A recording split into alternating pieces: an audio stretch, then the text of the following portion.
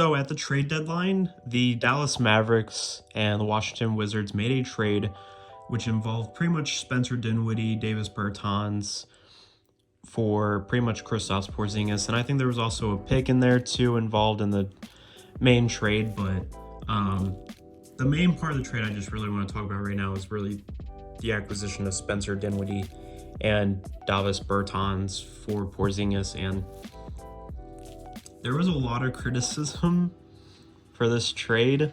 I actually took more time waiting for this one just because I wanted to get my thoughts together. A lot of people are on the side of saying like this was a bad trade for the Mavericks and there's nothing good that came out of it because of the season Spencer Dinwiddie and Davis Bertans have been having. They haven't had a good season at all either way. Spencer Dinwiddie hasn't even really played as the same player really either. So like it's been pretty rough. Yeah. I don't know why we had to it was a big deal though. Because just to be honest, from my point of view, why are we acting like Porzingis is like a star player for instances? Like why are we acting like Porzingis is this such amazing player? And to me, he's not the same player he was back when he was a New York Knick. I mean, that's just how it is. And I mean, the fact that they got Spencer Dinwiddie and Davis Bertans back for Porzingis was great in my opinion for what they want to build around for Luka. Which, by the way, Porzingis hasn't even played since he's been traded on the Wizards. So that's an interesting fact. But knowing this to this point, or maybe he played at least one game, I don't know. But I know to this point he hasn't played a game as far as I know. I remember him getting his jersey on and stuff, but I don't really remember him playing a game at all. If he played a game, he maybe played one, but I don't think he's played a game to this point. Yet Spencer Dinwiddie and Davis Bertans have played all their games, and they've actually, I like how the Mavs have been playing them. They've been playing them mainly off the bench, which in my opinion is where they should be. I don't know. The Wizards' plan was to have Davis Bertans and Spencer Dinwiddie as their main core pieces with Bradley Beal in the starting lineup. And they kind of wanted Spencer Dinwiddie to kind of be like that second star and Davis Bertans to be kind of like that third or fourth guy for their team. Looking back, I don't think that was a good decision. I think the reason why they failed is just because of they were that was not their role. The role that they have in the Mavericks now is great.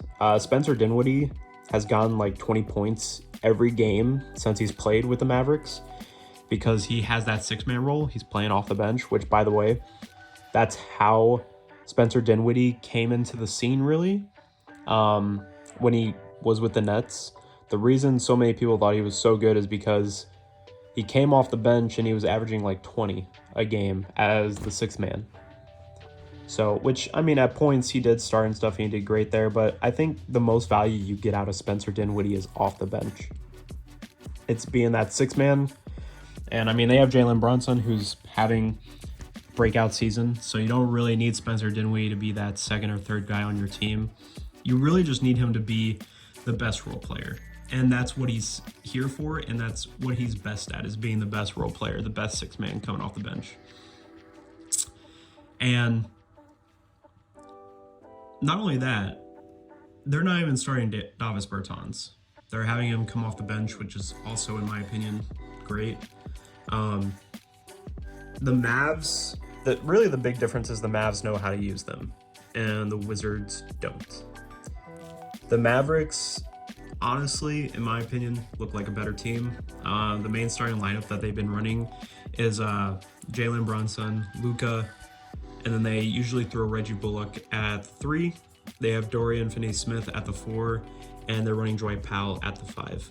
It's not the best lineup ever, but it's a good team built around their star player.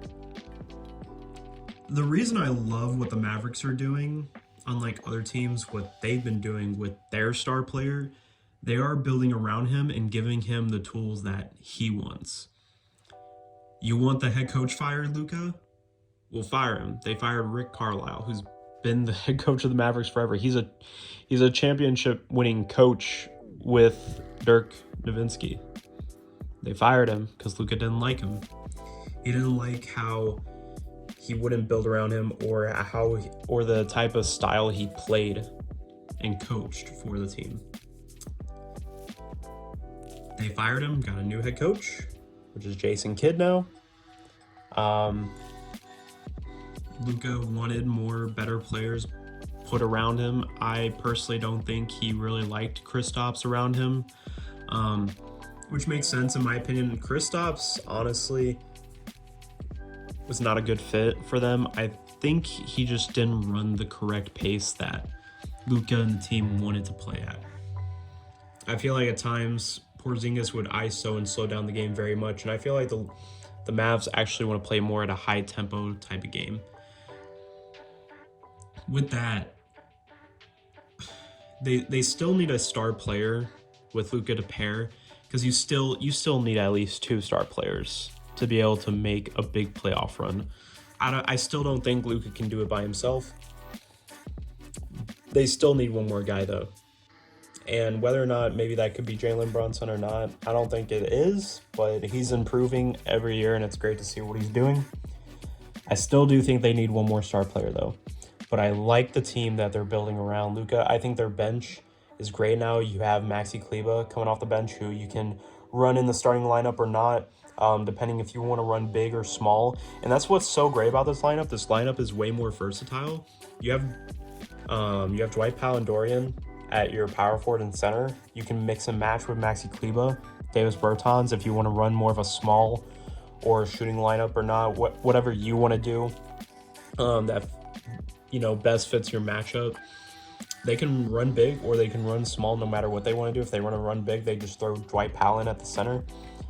Or they can move Dorian Finney-Smith and Maxi Kleber at the forward and center spot if they want to. They have a good bench with Maxi Kleber, Spencer Dinwiddie, Davis Bertans, and Josh Green, who Josh Green he's been productive. He's usually like the 9th man, but when you get to playoffs, that won't really matter. Usually in playoffs, they usually run maybe like 8 or 7 guys, usually around 7 typically, but we'll see. But the benefit of having this in the regular season, having a great bench, but also a great surrounding cast of players that best fit your star player coming off the bench and the starting lineup is very beneficial. And I think the Mavs actually made a way better move than a lot of people think. And I really don't think Kristaps is really going to make that big of a difference for the Wizards. In my opinion, I actually do think the Mavs won this trade. I know that's crazy. Everyone says that the Wizards won this trade. Looking back, I think really the Mavs won this trade. I think they're perfectly building a team that's correctly around Luka. Personally, I knew they were finally going to get rid of Kristaps sooner or later because Kristaps just isn't the same player, and he just was not a good fit for Luka, and I think they got a good package back for him. A lot of people were hating on it just because of how Spencer Dinwiddie and Davis Bertans were playing this year, but honestly, that's just because they just weren't in the right fit. But hey, at the end of the day, let's be honest, the Wizards just didn't know how to use them, and that's why I think the Mavs win this. They know how to use both Davis Bertans and Spencer Dinwiddie in the right aspect, and the Wizards didn't. And it's just a good trade at the end of the day, in my opinion. And if you guys have any of your own opinions, you can go ahead and comment below. Obviously, we'll see how this trade goes down the line, but I do think the Mavs won this trade guaranteed, and can't wait to see where this goes.